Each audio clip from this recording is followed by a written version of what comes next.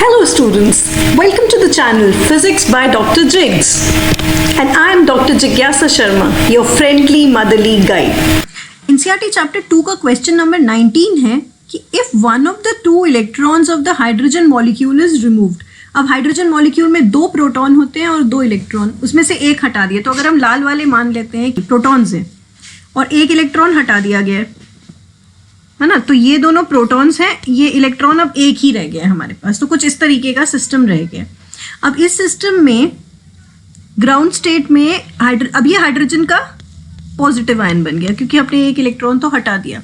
Now the two protons are separated by रफली 1.5 angstroms. तो ये जो दूरी है कितनी है? 1.5 एंगस्ट्रॉम्स की दूरी है। एंड इलेक्ट्रॉन इज रफली 1 एंगस्ट्रॉम फ्रॉम ईच प्रोटॉन। तो ये और ये 1 और 1 एंगस्ट्रॉम्स की दूरी पर है ये system. Now determine the potential energy of the system. Specify your choice of the zero of potential energy. तो पहले तो बताओ क्या चॉइस रखेंगे हम जीरो पोटेंशियल एनर्जी की? जीरो पोटेंशियल एनर्जी की चॉइस हम इन्फिनिटी पर ही रखेंगे। और वहीं से हमने देखा था कि बहुत अच्छे से कैलकुलेशंस हो रही थी हमारी जब हमने क्वेश्चन नंबर 18 किया था।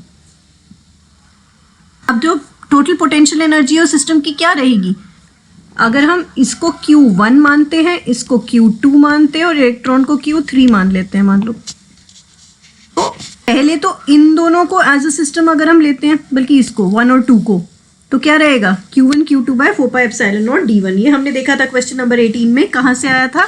क्योंकि जो पोटेंशियल एनर्जी है that is equal to work done, और वर्क डन कितना होता है? Q into delta V। तो यहाँ पर आ जाएगा पहला, अगर हम 1 और 2 का सिस्टम माने तो कितना हो गया? Q1 Q2 बाय 4πε0 d1 जो कि 1.5 एंगस्ट्रॉम है। फिर Q2 और Q3 को ले लो, ये सिस्टम को, तो ये वैल्यू आएगी। फिर Q1 और Q3 के लेंगे तो ये वाली वैल्यू आएगी। और डिस्टेंसेस अब की बार कितने होंगे? बिटवीन Q1 एंड Q3 वाला रहेगा। तो Q1 और Q3 और Q2 और Q3 इनके बीच में सेम डिस्टेंस है d2, और Q1 और Q2 के बीच में है d1 जो कि दिया है 1.5 एंगस्ट्रॉम।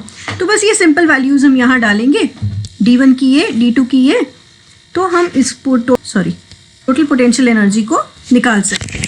Q1 और Q2 क्या रहेगा? क्योंकि Q2 और Q1 प्रोटॉन्स हैं तो ये होंगे प्लस में 1.6 इंटू 10⁻19 कूलम्स। Q3 इलेक्ट्रॉन है तो माइनस 1.6 इंटू 10⁻19 कूलम। ये वैल्यूज जब हम सब्स्टिट्यूट करेंगे तो फिर से, जैसे हमने आपको पहले ही बताया था, एकदम अंधाधुंध कुछ भी कैलकुलेट नहीं करना है। जितना हो सके कॉमन फैक्टर्स को बाहर ला करके रखेंगे। सब में 1/4πε0 कॉमन है और Q1 इंटू Q2 भी कॉमन है ना। तो ये वाला फैक्टर पूरा ये बाहर आ गया और ब्रैकेट में क्या रहा? 1/1.5 माइनस 2 इंटू, बस 2 ही रह जाएगा यहाँ, 1/1.5 माइनस 2 ये। अब ये 1/1.5 माइनस 2 कितना है बेटा? ये है माइनस में 4/3। And what is 4/3? जरूरत भी नहीं पड़ेगी। अगर हम इस तरह से इसको माइनस में 4/3 देख रहे हैं, यहाँ ब्रैकेट में कितनी वैल्यू आ रही है? Minus of 4/3। जूल से इलेक्ट्रॉन वोल्ट में कन्वर्ट करते हुए 1.6 इंटू 10⁻19 का एक फैक्टर खत्म हो जाएगा। तो ये 3 से तो आपका कटेगा 9, बस आपके पास क्या बचा? आपके पास बचेगा 1.6 मल्टीप्लाइड बाय 4, बस बाकी 10 की पावर्स है। तो जब इसको आप, नहीं 3 भी तो बचा है यहाँ पर, ये 3, तो 3 इंटू 1.6 इंटू 4, सिर्फ इतनी मल्टीप्लिकेशन आपको करनी है, बाकी आपकी 10 की पावर्स को आपको अरेंज करना है। And this is your answer, जो कि कितना है? 19.2 इलेक्ट्रॉन वोल्ट्स। ठीक है, so the potential energy is 19.2 electron volt.